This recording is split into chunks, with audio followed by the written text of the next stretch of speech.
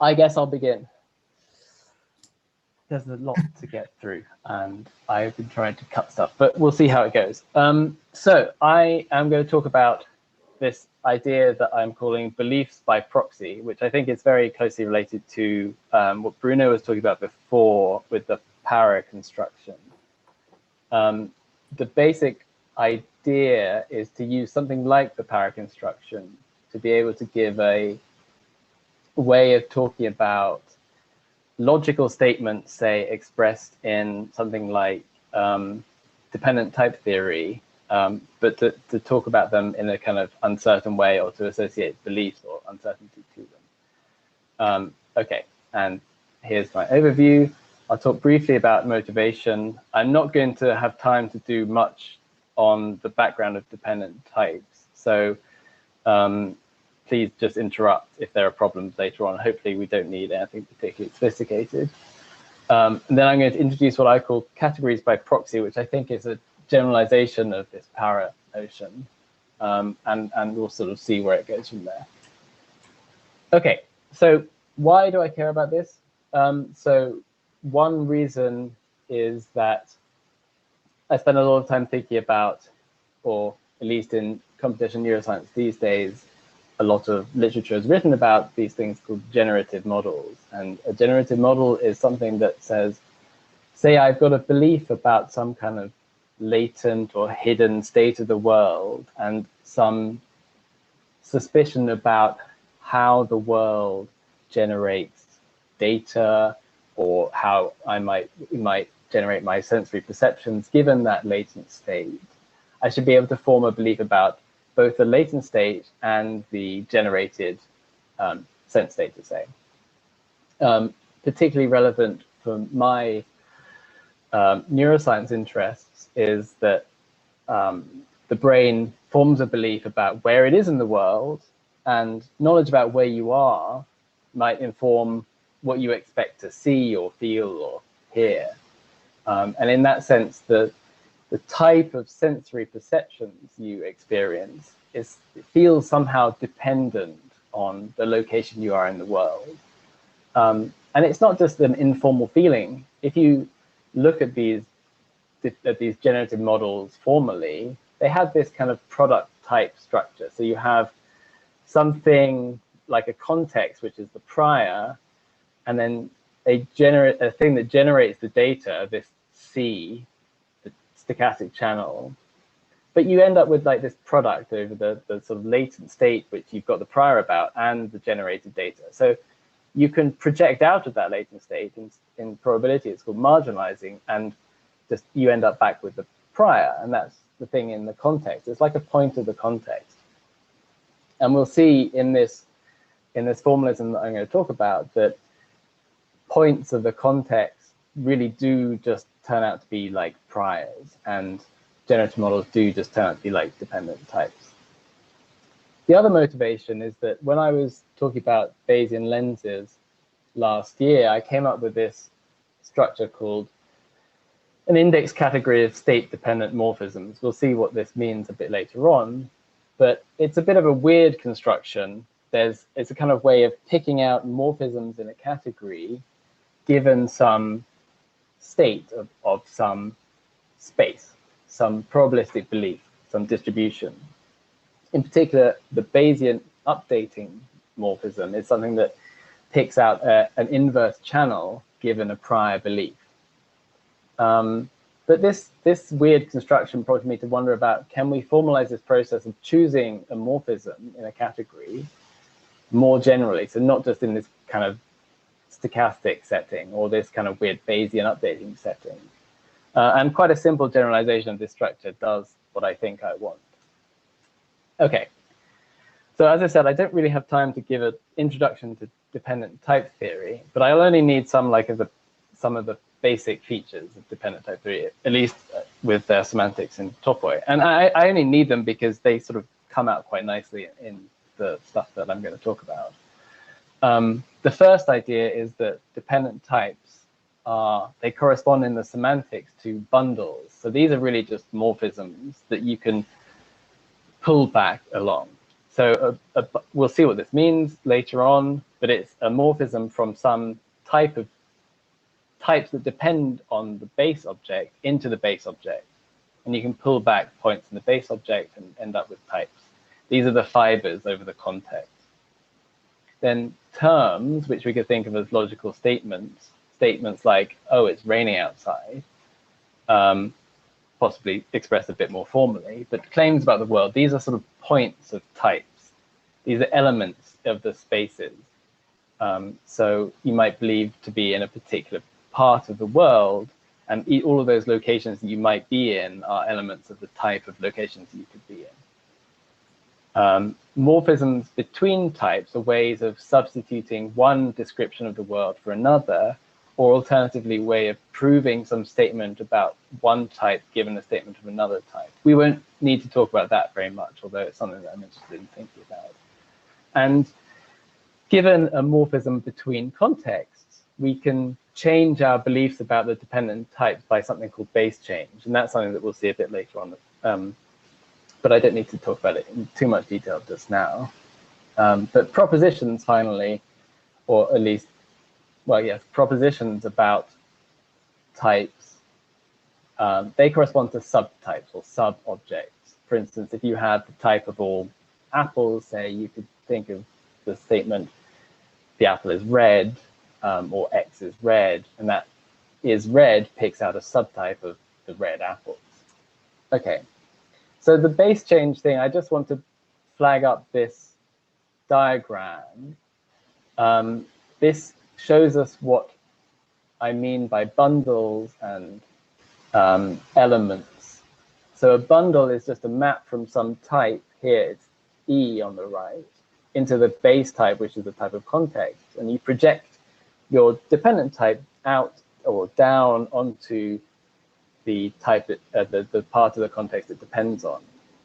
So these live in the slice category of your semantic category C over the context, and in that slice category, the terminal object is the identity map on the context, and so the global elements, the terms of these dependent types are just sections. They're called maps from the context into the type, such that when you project out of the dependent type, the total type, you end up in the same context. Now that's a bit abstract. We'll see it a bit later on, slightly more concrete examples.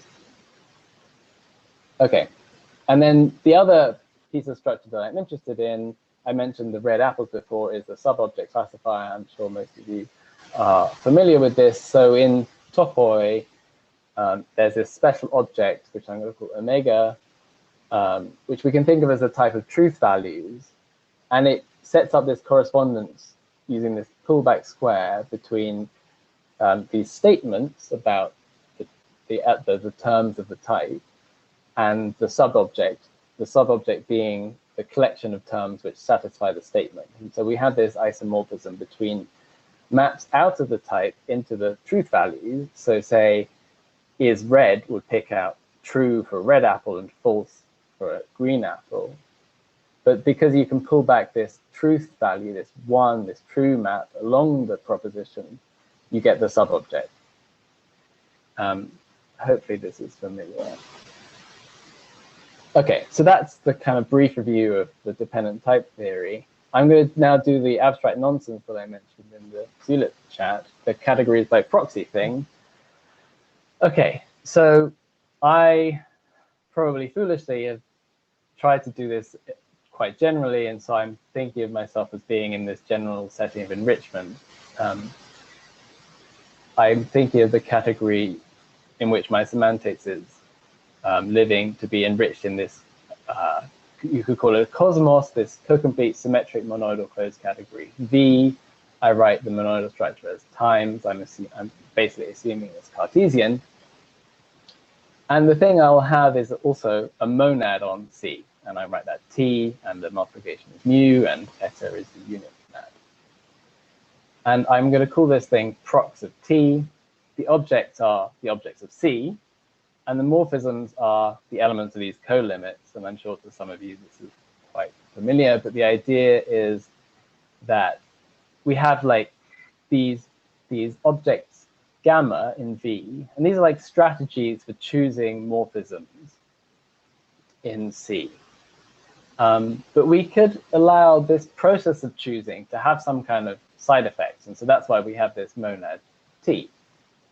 And ultimately, we don't really care if the different strategy types produce equivalent choices, and we need to sort of hide this away formally, probably this gamma thing. So we take this co-limit, and that says, okay, well, if we have two ways of choosing morphisms that end up the same, effectively, if I could compose some way of converting, pre-compose some way of converting between them, and end up with the same thing, then I don't care about them. The two representatives live in the same equivalence class. And so we will write these representatives of these equivalence classes, these proxies or morphisms, like normal morphisms, like an X arrow Y, but with an annotation to show what the type of the sort of proxy strategy is. And I'm going to call these generalized morphisms with the choice, I'm going to call them proxies, because it's like saying, oh, well, it's some way of offloading the choice of morphism to somebody else. It's this proxy idea. Okay, and there's a kind of obvious way of composing these things. I think Bruno is very familiar with this, for instance. You can take a proxy X to Y and a proxy Y to Z, and you've got these strategy types, and you form the product of the strategy types, and you get a product of the codomain objects by functoriality of times. And then you just use the composition rule in C to smush these two things together, the two morphisms. And so you get a map from the product of the strategies into this composite HOM object. And this gives us map, and identities are just the obvious thing from the terminal object. One, they pick out the image of the identity map on X under the monad. And if you can go through and check quite easily that these identities in this composition log is a category. Okay, so there's also a simple embedding of C into prox of T. It just takes objects onto objects, the same objects, and it takes morphisms onto the proxies that go from the terminal object into T of F in the obvious way, the same as with the identity map on the previous slide. And I'm going to be lazy and write F for both the morphism in C and its image under the embedding. And if I'm being careful, I'll write a 1 for the strategy type where that matters. Okay, and later on we'll see that this inclusion preserves limits in C. And also that if C is a topos, or at least an elementary topos, this inclusion is a logical morphism, which means that it just preserves all the topos structure. Okay, so on this slide, I'm talking about the para definition of Bruno in the last talk. He chose C to be monoidal closed and using the tensor HOM adjunction, wrote C of gamma O times X into Y, but we could just do the tensor HOM thing, and then we get something that looks like my proxy category construction, but of course we've just chosen the identity monad. So power of C is just C proxied by this identity monad. And this is something that comes out quite naturally, and I think Bruno in his talk did say that power is a monad. I don't know if that's the same as this, but monads on categories or V categories themselves form a bicategory. So T is an object of that category or bicategory.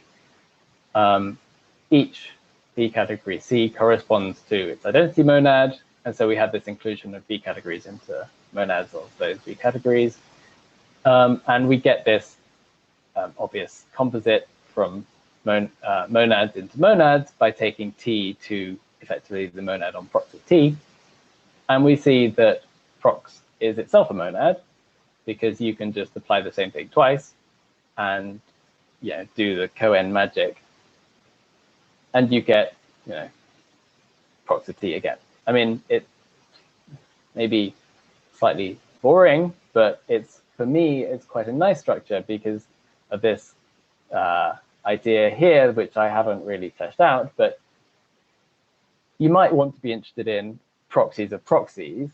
And there's a nice way of talking about this kind of iterated monadic structure, which is called the bar construction, and I didn't have time to draw a nice diagram of it.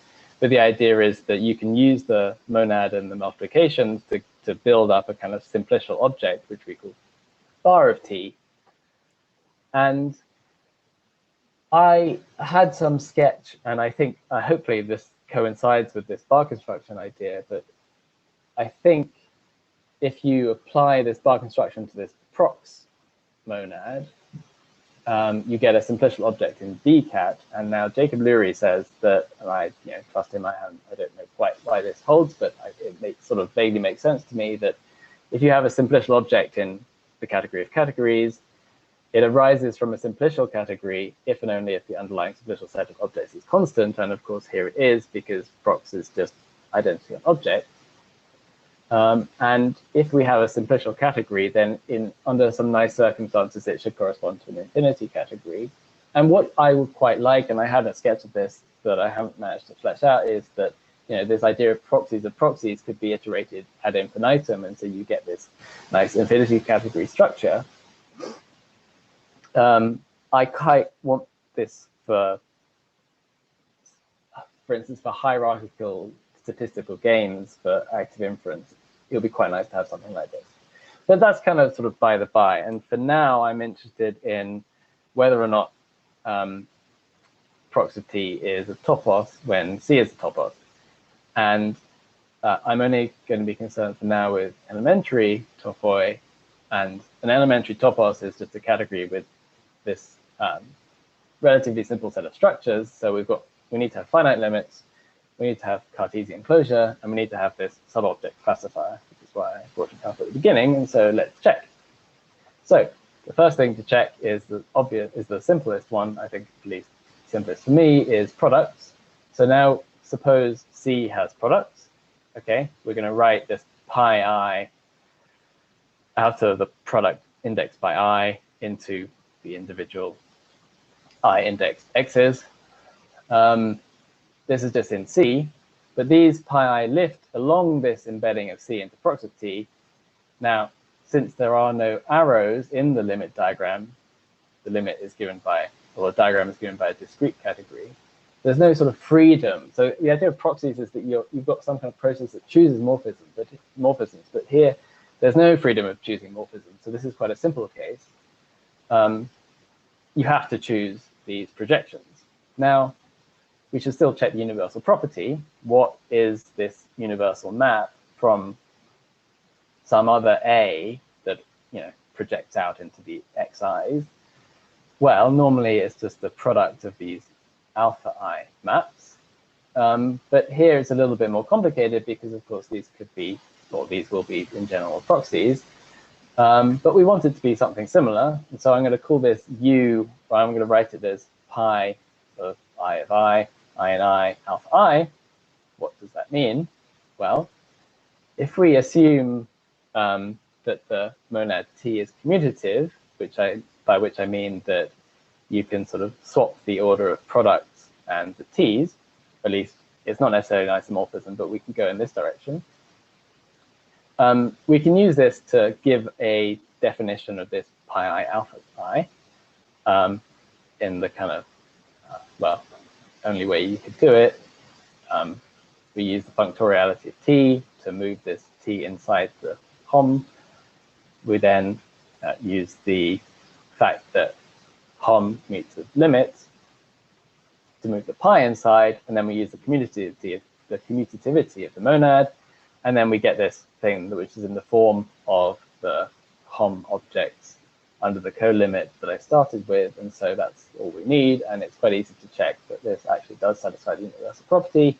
And so if C does and T is commutative, prox of T has products. Okay, what about the terminal object? Okay, so this is nice and simple too. Here it's easiest if we assume that T is affine, which in the case of, for instance, the distribution monads that I'm going to be interested in is true. That just means that T, the monad applied to the terminal object, is again the terminal object. Then this means that this one object is also terminal in prox of T. Why is that? Well, it's quite simple. We do the functoriality of T thing again. T of 1 is 1. This is just set with one, or an object, the terminal object, in fact, is isomorphic to, and of course, maps from gamma into 1 and D are just 1, and so there's only one choice, and so of course it's terminal in prox of T. Okay, but we should, of course, be thinking more generally about limits where the diagram might have some choice involved, where the morphisms are true proxies. And for this, we can think a bit and use the definition of limit as a representing object for the limit taken in the pre-sheaf category. So that's just the same thing, really, as this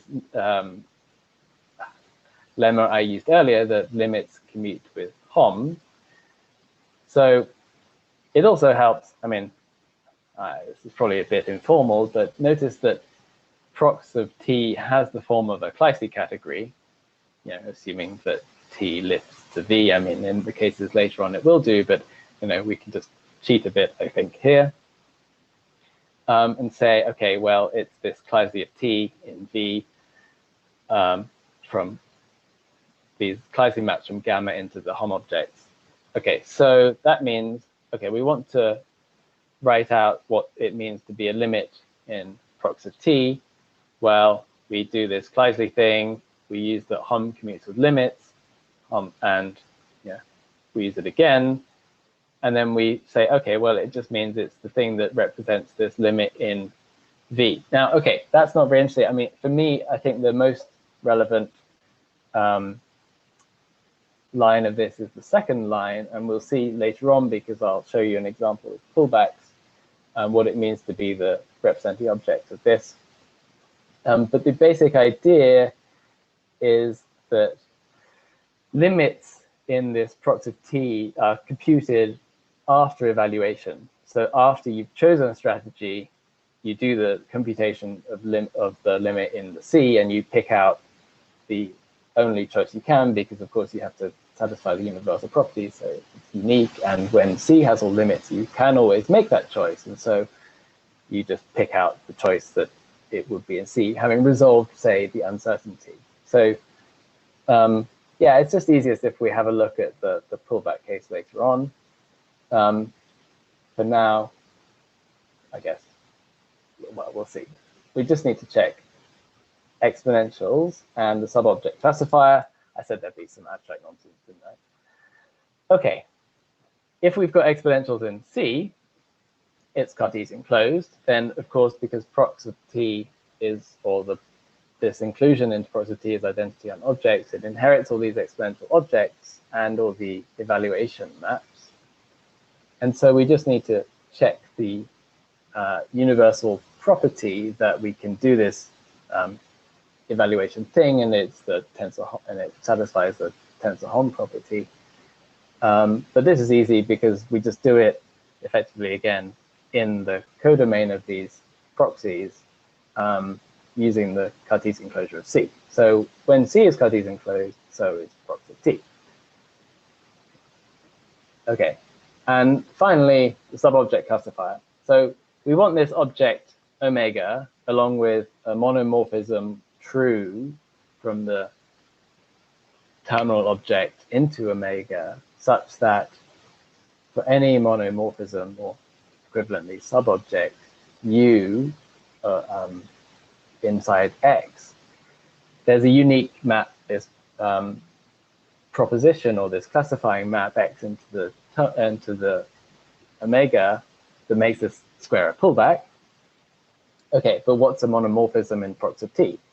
Well, a map a morphism by proxy, one of this f of x using gamma strategies into y, it's a monomorphism if and only if its codomain is in monomorphisms in C. That is, if it always evaluates, if you like resolve the uncertainty in monomorphisms. It couldn't be anything else. It's always going to be a subobject. Okay, so now suppose we have a subobject classifier in C. What is, I mean, if anything, the subobject classifier in prox of T? Okay, so here we go. Let's guess that the true map is this map under the image of this map under the embedding of C into prox of T. So there's the strategy type of 1, so there's no choice. Now, suppose that I is one of these monomorphisms in prox of T. We need to check this isomorphism given by this pullback here.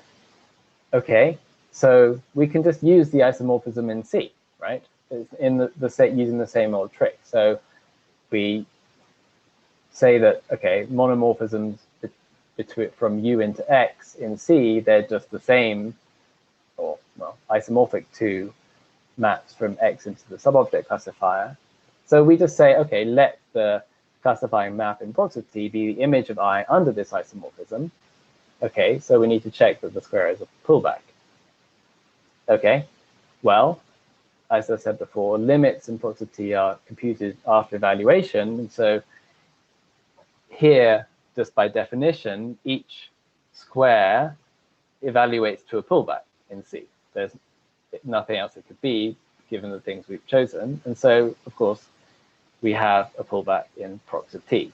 So we have all the relevant structure. So prox of T has a subobject classifier when C does. And we've checked all the other bits. And so if C is a topos, so is prox of T. And then this gives us the fact that this inclusion is a logical morphism.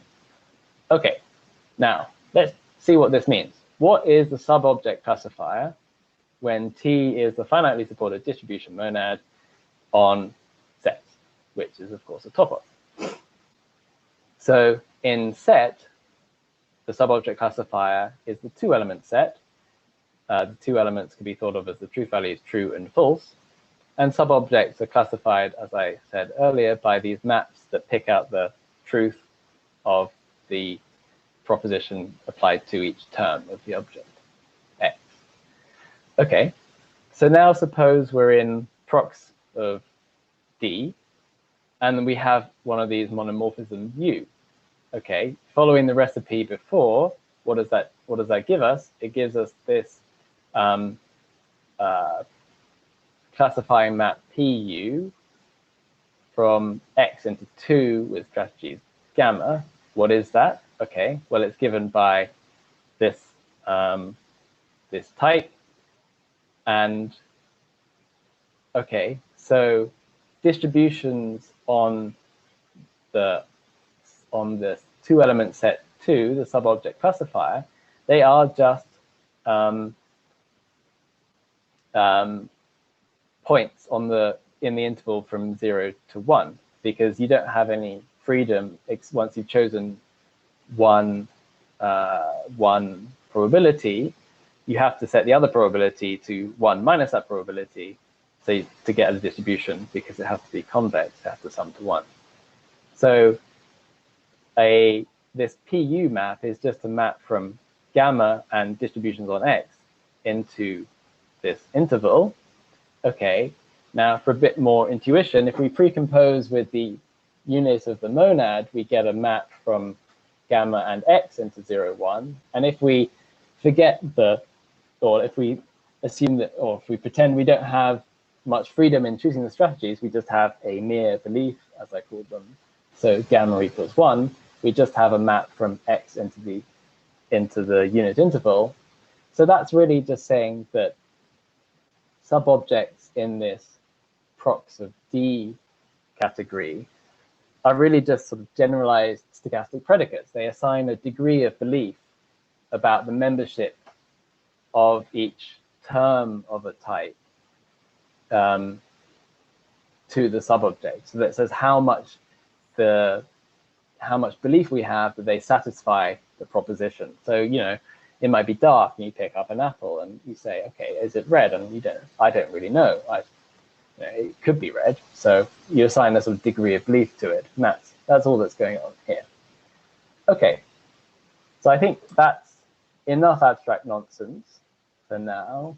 I want to move on and see what more we can do with this. And so we need to talk a bit more about probability. I earlier said I was working with the finitely exported distribution monad. I'm sure that you've seen this before. It's good just to talk about what it means to work in the classic category of this monad, because I'm going to use the string diagrams a bit. Objects of this classic category are the spaces or sets. Morphisms are these things called stochastic channels. They are functions from points into beliefs over the codomain, or you could think of them as conditional probability distributions. The states are these probability distributions, so they are the adjoint to effectively these predicates, but you know, we can think of them as these maps from X into 0, 1. And we're going to write these occasionally as these convex sums with this ket notation. And okay, we don't need to worry about the composition rule. Joint states, well, I've depicted these before. I'm sure you've all seen this. They follow the normal monoidal category graphical calculus. The idea is that we get a belief on all the wires, basically. And we have this discarding operation by throwing away one of the wires. That's a bit like projection. In some cases, it will be precisely that, as we'll see later on.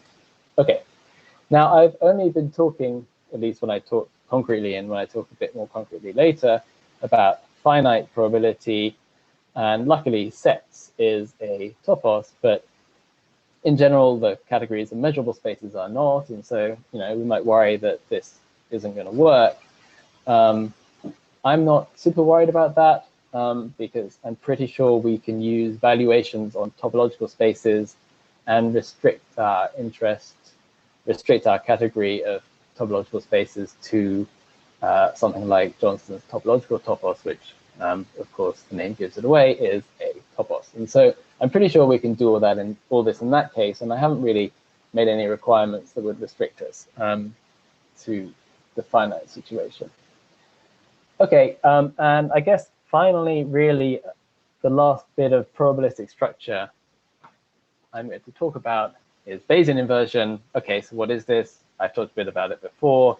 It says, okay, given I've got a channel or conditional probability distribution in one direction, say from from X to Y, if I have and say I've got a prior on X and I make an observation in Y, I get a distribution. I can use Bayesian inversion to get a distribution on Y. There are two ways of thinking about this. One is to take beliefs to beliefs given the observation. The other one is to think, oh, well, actually what it's doing is it's sort of reversing the direction of this channel. It says given a channel and a prior on the domain of the channel, I get a channel in the opposite direction that takes observations to updated beliefs. And it has to satisfy this abstract law that says, okay, well, if I take the channel and the belief and I push them together and apply the Bayesian inversion, the joint belief that I end up is the same as in the simple case on the left. I mean, this is just Bayes' rule. I guess I won't dwell on it too much. Okay, and I'm also not going to dwell on this too much, but given that this is possibly where it all started, I will mention it.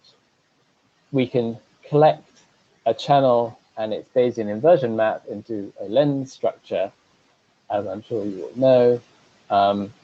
These lenses are given by the Grothendieck construction of the pointwise opposite of this state index category that I started with.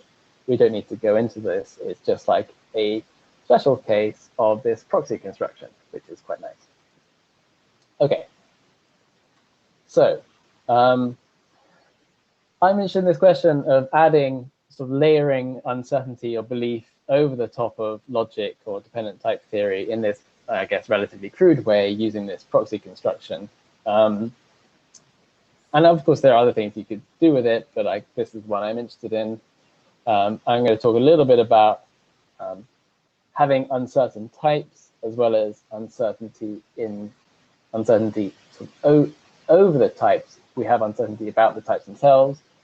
I'm going to say a bit about the thing that I started with. The terms of dependent types look a bit like generative models. We saw earlier that predicates in prox of D were subobjects, and we'll briefly talk about Bayesian updating as a kind of base change. Okay, so we started with this, and it's like, as I suggested at the beginning, this is now a bit familiar. These state-dependent morphisms, they take a state in the codomain here and spit out a morphism. And all I'm doing with this proxy thing is something slightly more general. I'm generalizing what I've been calling strategy types from states in the Markov category to arbitrary objects in V, the base of enrichment. And I'm also allowing sort of general side effects, which I didn't before in the choices. I just had this kind of deterministic map. But now I've got these side effects. And so really it's the same structure. It's just generalized a bit in these two ways. And as a result, the stat index category is a sub-index category or sub-pseudo-functor of the prox T index category, which I gave here.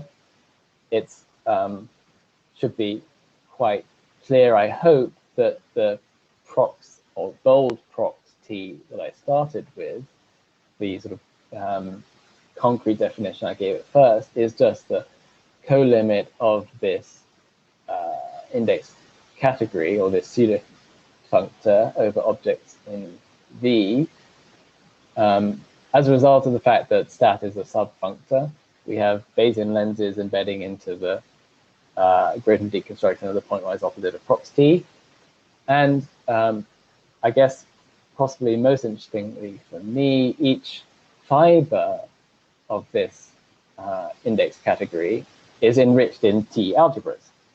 We could think of it as a sort of category of T linear bundles.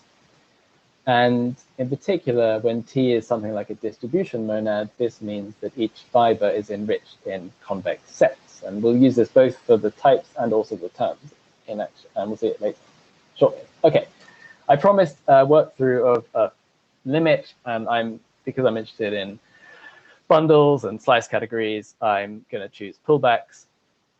And of course, we're going to work in the finite setting, at least finitely supported setting. Okay, and so suppose we've got theta and gamma, two morphisms by proxy in prox of D. They form this the two legs of this pullback square. And okay, I promised that we could form the pullback. What does that really look like? I'm not going to read out all the details, but they are worked through here. And I'm going to restrict to this mere belief case where there's no freedom in choosing the strategies. It's just the strategy types of one. The whole thing works just as well if you generalize, but it just gets a bit messier. Okay, and I chose a couple of random, plucked them out of the hat sets and morphisms between those sets to form the components of the proxy maps. So a proxy, remember, from one, the strategy type, into distributions on the HOM set is just a convex combination of these morphisms. So we weight the morphisms by some probability and we add them up. And okay, so that's all it means to be a proxy here. And so I just define them like this. Okay, we'll see that this uncertainty about these bundles now will lift to uncertainty about the pullback object itself. because of course we've got these 4 maps. There are four possibilities of doing this pullback. I've written them all out here. The probabilities on the morphisms lift to uncertainty about these objects. And we can just say that the pullback object A cross over CB is just the weighted sum of these pullback objects. What does that mean? Okay, well, we need to give some projections. Well, the strategy type now, as I said before, we take the limit by doing the limit after the evaluation. And so the strategy types are the types of the maps. And I've written it out probably a bit quickly like this because these objects are really too big, but they're sub-objects of these objects. But the key thing is that the strategy types are the product of the Hom sets and the limit diagram. And the one nice thing about this is that we might, here I've got independent distributions on the 2 proxies, but in general we could have correlations between them. Like, you know, if I'm in this, well, I suppose if I'm in some part of my world, I could, you know, what I see and what I hear are going to be, well, at least they'll give quite correlated information. Okay, so this should hint that we've got uncertainty about the terms and about the types. The bundles, of course, are just morphisms in this category. So we can write out a sort of general, given this sort of convex setting, we can write out what it means to be one of these bundles or one of these maps by stochastic proxy in general. It's this funky looking something where we've weighted the morphisms here by the probability. In general, it's going to be one of these stochastic channels, so it looks like conditional probability, but we just do the weighted sum over all of them, and we could call the domain and codomain object the sum of these objects in C. It's just some formal expression, but what it means is we can write out these. Okay, maybe we should put it like this. In the codomain object of the bundles are the contexts. And in general, we might think, or we might wonder what it means to have a belief about the context. This is also going to give rise to some uncertainty, like I mentioned right at the very beginning, about the types. Okay, how does this work? Now, global elements in prox of T, so maps from the terminal object 1 into the context type B. Here I'm again restricting to mere beliefs. They are just these beliefs. If you work through the yoga, they are just maps in C, I guess, from 1 into distributions on B. So points of the context are just beliefs over the context. Given a bundle like this, say it's just a product bundle, so it's what we might call a trivial bundle, but it's got some uncertainty in it. And we've got a belief about the context, which also has some uncertainty. Well, okay, well, to form the dependent type in this context, we pull back the belief along the bundle, and this gives us a weighted sum of these objects, and this gives us, you know, some uncertainty about the beliefs. It's just the product of these B's and P's, which I hope maybe is what you might expect. Yeah, so as I say here, if we think of B as the context of the dependent type that's displayed by this bundle P, then these elements 1 into B are beliefs about the context, and that in turn induces beliefs about the available B dependent types. Okay, so that's a bit about these things defined for stochastic bundles. And now, what about the generative models that I started with? Well, these are just going to be terms of B-dependent types. So a term of a type, as I mentioned at the beginning, are the terms are the elements in the slice category. Well, an element is a map out of the terminal object, and the terminal object in the slice category is the identity object on B. I suppose if I Yeah, I don't have the diagram, it's a bit of a shame, but in any case, what this means is that the terms are going to be sections of this P bundle. And so that means that if you do P after S, you end up with the identity map. And so in proxy, that means that it's one of these map sections by proxy, we could call it, such that there's some gamma and delta in the strategy types on the bundle and the section, such that we end up with the identity. I think it has to be like that because of the co-limit. Okay, what does this mean a bit more concretely? Okay, suppose, again, we have a trivial bundle. Like the generative model I started with, it's just a simple product. But in general, we could have more complicated bundles with a twist or something, or with some uncertainty, or with both. And again, we're restricting to strategies that are trivial. Okay, in this setting, a section is just a map in C from beliefs on B into beliefs on A times B. We're going to do the trick I did before, precomposing with the unit of the monad to get something a bit more like a stochastic channel. Well, okay, this B into T of A times B, that's just a stochastic channel from B into A tensor B. That's this thing that I started with, the part of the model which isn't the prior. Okay, if we have a belief about the context, effectively a prior, we end up with a joint state, like this thing on the left. Now, in general, we can almost always disintegrate this, as it's called, into a prior and a stochastic channel on one of the legs of this diagram. That's this S prime, it's the image of the section under this disintegration, which is quite suggestive. It's a lot like the thing I started with, this generative model. We're not quite done because we need to show that this is actually a section of the stochastic bundle. And okay, how do we do that? Well, this is quite easy because we have this discarding map. The projection out of the product in this proxy T is just the same as applying this discarding map in the graphical calculus of C. Okay, we apply it on the left. In the middle, we've got this disintegration.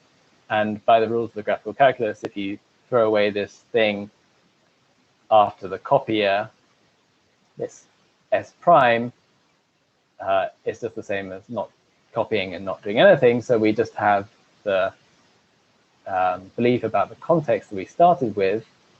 Of course, that means that we've ended up in the place we started with. And so indeed, we do have a section. And so when equipped with a belief about the context, in some setting, we might think of this as a pointed version of this prox of T. So it's like the under category 1 over prox of T. We've got a belief about the context. In this setting, the terms of the stochastic dependent types are just generalized generative models. And I say generalized because, as I mentioned before, we could have these complicated types with twists, or we could have uncertainty about the types themselves. So they're not the simple generative models that we have classically, but they encompass those. Okay, now I haven't written out the type of the Bayesian updating map. And so this is a bit complicated, but I mentioned earlier that if you've got a channel from X to Y, effectively one of these sections, then if you end up with, if you make an observation in Y, you end up with a way of transforming your prior. So that is a map, which I've written here as F1 dagger for reasons which were clear to me before, but less so now. Anyway, this is a map between the context because we're updating this belief about the context. Okay, as I said at the beginning, each of these maps between contexts gives rise to a functor in the opposite direction between the slice categories by precomposition, and that's what it means to have base change. Okay, this is all a bit abstract. Does this base change precomposition thing actually look the same as Bayesian updating? Luckily, yes. Okay, so when we do Bayesian updating, we have to compose this update map after the prior. Well, on the sections, the prior is this thing that goes on the left, where there's a sort of empty wire. And of course, the base change map does this precomposition. So if you imagine putting in a prior here, when you make an observation, you do this base change. It's just the same as putting in the prior on the right, on the left, and updating it given the observation. And yes, you get a new term of your stochastic type on the right. Okay. One thing that's hidden here is that because we've done this co-limit thing to define this category prox of t, it hides something that we might call a change of stochastic context. So I should really, so when we've got this S, in general, it depends on some strategy type gamma, which is not shown in this diagram. But now we've got S and this update map, which depended on the observations Y. So really, the representative, at least, is being pulled back from the fiber over gamma to the fiber over gamma times Y. Okay, formally, that works by, maybe if I go back to here, that's this action of the prox t pseudo functor on morphisms. Which morphism? Well, it's just the projection gamma times y into y. So if we pull back along this, we end up with an extra y in our stochastic context. That's this strategy type. Okay, well, it's just something that's hidden by this co-limit, but I think it's interesting because every time you do an update, it's saying that the choice of morphism effectively has a history that was, or that included that update, that included that observation, and so the choice depended on that in the past. Okay, so that's all I'm going to talk about today. I know I ran a bit over. So I haven't written a proper conclusion slide. As I said, this is kind of work in progress, and really the thing I'm interested in is applications. And so, you know, I've got this thing. What am I going to do with it? Well, it's quite a nice setting, it seems to me, to talk about active inference, because active inference has a lot of these generative models in a kind of hierarchical way that seem a lot like dependent types and independent types. And, you know, formalizing that is something that I'm working on. And in particular, if you have a hierarchy of, well, things that I have in previous work called active inference games, it lends itself to this infinity categorical structure that I mentioned briefly in the sort of first third of the talk. And I think there's a notion of statistical infinity games, which seems to overlap a bit with what Bruno talked about before, when he had I think it was sort of parameterized optics of parameterized optics. I think these things should end up being quite closely related. And, you know, given all this structure, the thing that I'm really interested in is cognitive science, and I want it to be kind of well typed in the future. And, you know, maybe we can start to talk about that. So, you know, possibly. And one day maybe do it dynamically. But, you know, there's lots of stuff to do. But yeah, that's all I'm going to talk about for today. I know it was quite full on, but I hope you got something out of it.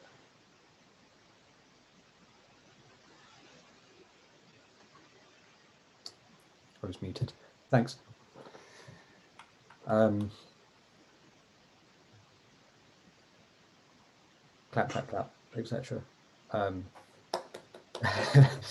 There's not many of us left. No, That's I understand. Yeah. Yeah. I mean, you actually didn't run over. Assume my start timing from your start time. Oh, cool. Oh, well, you know, but I was Plenty of late. time spare. But we probably shouldn't spend too long more, I guess. Okay. Is there any questions? Questions, feedback, it'll be good. I have a bunch of non-questions where I'm trying to formulate something. Okay. Yeah. Well, you know, now or later, I don't really mind. My non-question is that these talks build more than I expected. Like you built more on previous conversations, so I didn't quite have enough context to understand much. No, I'm sorry. Yeah, well, it makes sense. It makes it. Yeah, I know that's. Yeah. It's a good thing. It means we're making progress instead of just starting from scratch every time. Yeah, exactly. So it's a non-question that's non-you, in that it's feedback for me, which is that I need to participate more. No, I mean it's a good point, James, because I should be able to refer back to previous talks and also not alienate people. But like this is all a bit last minute, to be honest. I only sort of figured out sort of stuff very recently, so like I don't know, that's my excuse. But I'm yeah, I'd be happy to elaborate. And as I say, yeah, of course, for a general, outside of this context, like this audience is very familiar with all this stuff, so it's appropriate. Outside of this audience, that would be a bigger problem. Yeah. But yeah, we need to get Lenzy stuff implemented so that we can start doing learning in code. Yeah, I want that. Yeah, there's I just started talking to Matt Klawan about opportunities in this area, about trying to operationalize more of this stuff. So I think there's an opportunity, as long as we can communicate it, or as long as you guys who are doing the work can communicate it to people like me. So cool. Yeah, from my side, it's very interesting. At one point, it sort of was a lot of stuff when you got to the topoi. You lost me, but yeah, it feels like a lot of, at least for me, who is not really, I guess, I don't feel as comfortable with the Bayesian stuff, and with, I guess examples are good. Like when you build up so much stuff, like this is the crescendo, and I'm waiting for the cool stuff, and it's like, oh, we still didn't get to there. So yeah, for me, it would be useful to sort of see, I guess, more down to earth and then build up. And I guess I've fallen victim to the same thing. Like when you're thinking about these things, you sort of build it up and it all makes sense.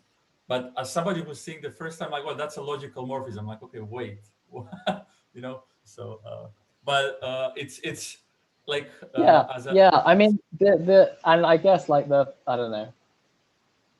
So I would say, like, you asked for feedback. Like my feedback would be like, take some, concrete theorem, something concrete, elaborate it in more detail than you think is needed, because you've been watching this, you've been doing this for a while. So on the other things I wanted to mention, so all this infinity stuff and iterating part. Yeah, I mean, actually that's something I'm thinking about as of very recently, in the context of saying this sort of learning how to learn, and now there's only 3 of us. So it seems that the vibe is the same, and I hope this can be sort of really formalized, and as James said, I guess he left, sort of eventually implemented, because that's the end. That's really the end goal, right? Yeah, I think so. I mean, I don't know. I feel like there's clearly some connection between this stuff and what you were saying before. I mean, I know you didn't really get onto it, but you had these ambitions about like meta learning, which I think are very similar or very close to the things that I'm trying to get at eventually as well.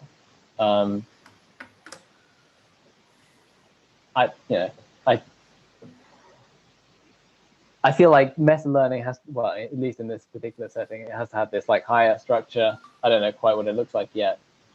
I didn't do much with lenses here, I know, but well, so the thing that I'm there's a lot of stuff that looks like kind I of imagine dependent. you would in many cases instantiate your C to be a lens category, I would guess. Because if you do that, then your construction looks like sort of like half of open games. Yeah, this is true. Yeah, this is true. Okay. I mean, if you do the lens category, you don't get all the logical stuff, which I guess is the stuff I was interested in today. Yeah. But yeah, so I don't know. I want to put lenses on top of this somehow. Okay. And I don't know quite what that bit looks like. As I said, I've got this notion sort of vaguely in my head, nebulously, of like hierarchical games that somehow fits in here. Like bit like Bruno's, when you were talking about co-utilities, you ended up, I think, having these kind of lenses from strategies into the play into lenses, right? Wasn't it? And there's something there. Yeah, you said some stuff about dependent types. So I'm definitely not an expert on dependent types, at least by Strathclyde standards. But you said some stuff that made me suspicious, just because I have the gut feeling that like probability and monads don't play nice with dependent types. Yeah, that's why I was trying to cheat by doing it like externally, the probability. Right. Layering it like on the top. Yeah. And so I got an email a couple of weeks ago from Igil Rishal, I don't know how you pronounce it properly, about the Bayesian lenses, which also has this kind of like external thing, because you have these mapped in V from these HOM sets in, from the beliefs into the HOM sets, and it's all kind of external. And he was saying, oh, it's not very pretty because it's not very internal. And like, I agree, but I don't care about hacking it out. So my motivation is just that there's a lot of stuff in neuroscience where, you're moving around the world and you have beliefs about where you are. And as you move around, those beliefs change. But your beliefs about what you perceive should change with those beliefs about the context, right? But no one talks about these beliefs like doing this coherent base change thing properly. And they should. I guess though, the struggle I always have is that this stuff is way too abstract for most neuroscientists. Right. It's way too abstract for me as well. No, I did follow. It's just it's not my style. Because I'm interested in really similar stuff. I'm less interested in neuroscience, but I want to plug it into numerical integration to do macroeconomics with it. Yeah, I know. Which is like the same foundation, but a totally different application. Oh yeah, I mean, obviously this stuff should be quite general. Well, that's what makes it cybernetics. Yeah, absolutely. It's really cool. I mean, I guess I'm seeing sort of a meta thing coming up here, right? CT is about compositionality, rendering all this stuff to generalize. And now we have there seems to be a couple of different perspectives here, right? I mean, open games, learners, neuroscience, and all these different stuff coming up. So it does feel like all these slightly different perspectives, eventually ought to be reconciled. That's what it's all about. Yeah. I don't know how much I'm saying, really, that isn't sort of trivial.